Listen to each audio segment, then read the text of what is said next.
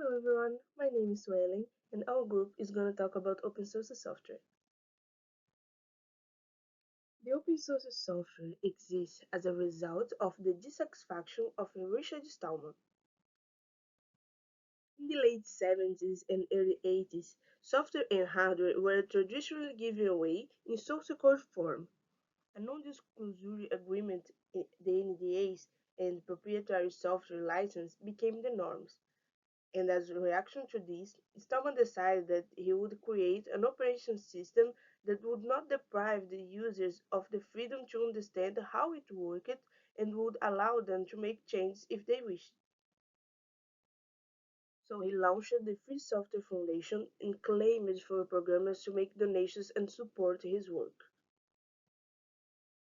At first, every software written and released by him or the foundation did not have a single license, but after a conflict over the rights of a software, he felt that a license to secure users' freedom was important, and with a play on words, since copyleft is the contrast of copyright, Stallman gave origin to the copyleft license. Contrary to what the name suggests, copyleft is not the opposite of copyright, but a copyright which its philosophy is to release a software that allows modifications, but it makes it clear that they must carry the same license so that the one who has made the change cannot limit access to the rest of the users to the new version. And every code delivered from the original open source code inherits its license terms. The copyleft license is represented with a symbol inverse to that of copyright, an inverted C in a circle, as you can see in the image on the right side of the slide. Permissive license or non-copyleft license was also implemented to provide more freedom for the use, modification, and distribution of open source software, and to make it simple and appealing for a large commercial enterprise to use. After all, a big name tech company might not want to modify a software if they can't keep their own version proprietary. Hello everyone, my name is Fatih. I'm going to tell you about how open source software become multimillionaire. There are many companies when they become open source software, their company quickly grows. As you see, IBM when took over the Red Hat company, 3 times enhanced their company. A new company with a market cap north of $4 billion will emerge. In addition, there is a growing cohort of impressive open source software companies working their way through the growth stage of their evolution. Given the relative multiples that Wall Street and private investors are assigning to these open source companies, it seems pretty clear that something special is happening. The first entrepreneurial ventures attempt to capitalize on this adoption by offering enterprise-grade support subscription for this software distribution.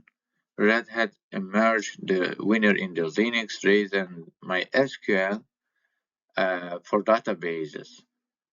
This business had some obvious limitations. It was harder to monetize software with just support services.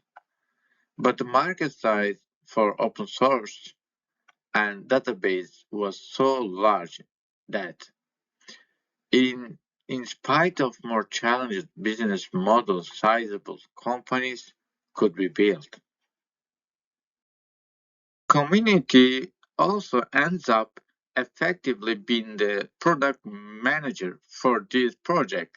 It takes for enhancements and improvements. It points out the shortcoming of the software. The feature requests are not in a product requirements document, but on GitHub comments, threads, and hackers news. And if an open source project deliberately responds to the community, it will shape itself to the features and capabilities that developers want. Another great advantage of open source companies is their far more efficient and viral go-to-market motion. The first and most obvious benefit is that a user is already a customer before they even pays for it, because so much of the initial adoption of open source software comes from developers organically downloading and using the software. The companies themselves can often bypass both the marketing page and the proof of concept stage of the sales cycle. In fact, in an ideal situation, open source companies can operate with favorable account executive to systems engineers rations and can go from sales qualified lead to closed sales within 1 quarter. Hello guys, my name is Matheus Costa Diniz and I'm here to talk about the type of license Toyota uses with kernel Linux and the difference between copyleft and a permissive license. Well, as we said, Toyota uses automotive-grade Linux AGL as collaborative open source, and it uses copyleft-based license as its software license. And with Toyota using kernel Linux, which is provided under the terms of the General Public License version 2, which means that the users must abide by some strict rules and requirements, and this license is based on 4 freedoms. And the freedoms are the freedom to use the source code for any purpose, the freedom to make modifications, the freedom to share the source code with anyone, and also the freedom to share changes. A few of the requirements are: you must cause the modifier files to carry prominent notice stating that you changed the files and the date of any change. And you must cause any work that you distribute or publish that in whole or in part contains or is derived from the program or any part thereof to be licensed as a whole at no charge to all third parties under terms of this license. However, it should be noted that GPL does not restrict users from selling derivative work that are based on the original source code. It merely requires the source code to be freely available to anyone who wants it. The difference between copyleft and permissive license are that both licenses allow users to modify, copy, and redistribute code freely. However, when a person gets a copyleft, the license is imposed on the user who modifies anything in the original software that they must keep their version of the software open source so that is public available.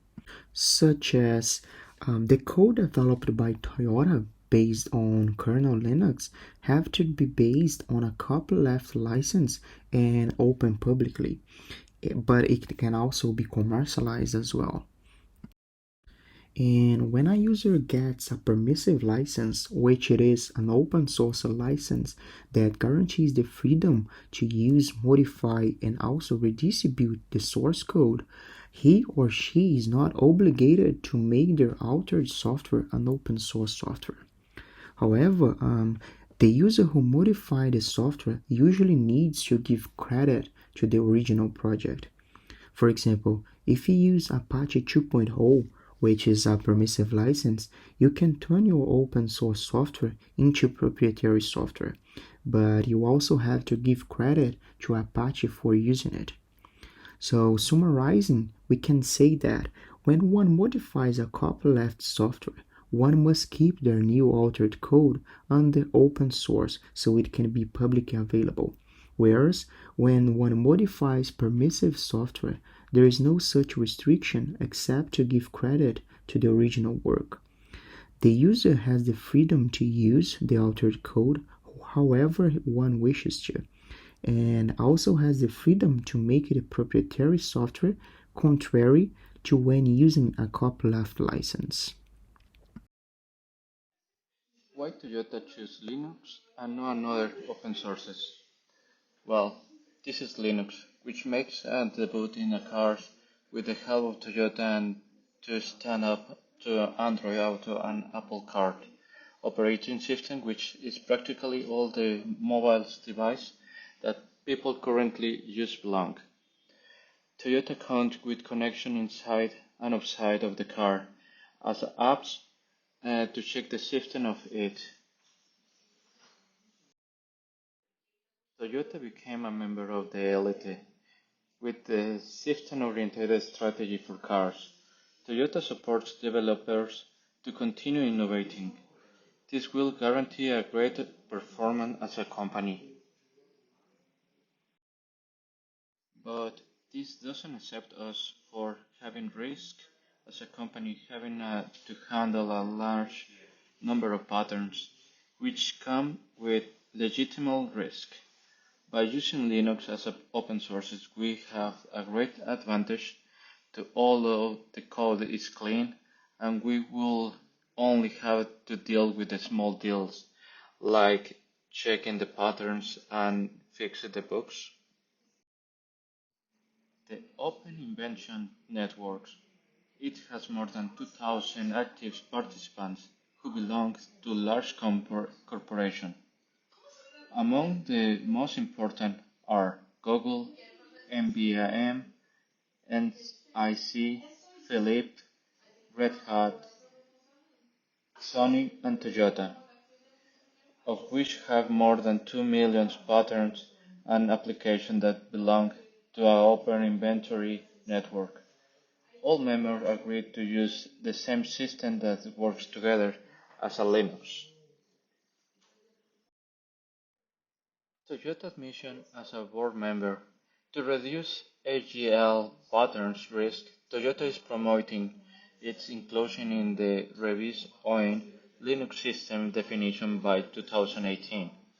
This means they already protected the 80% of the package as a Linux kernel, the 11% software engineering like Python and PHP, 4% enterprise engineering like OpenShift, 2% networking and security, OpenSSL or OpenVPN, 1% as a web, Apache Web Servers, Nginx, 1% cloud computing as OpenStack, and 1% on the mobile, like Android or WebOS.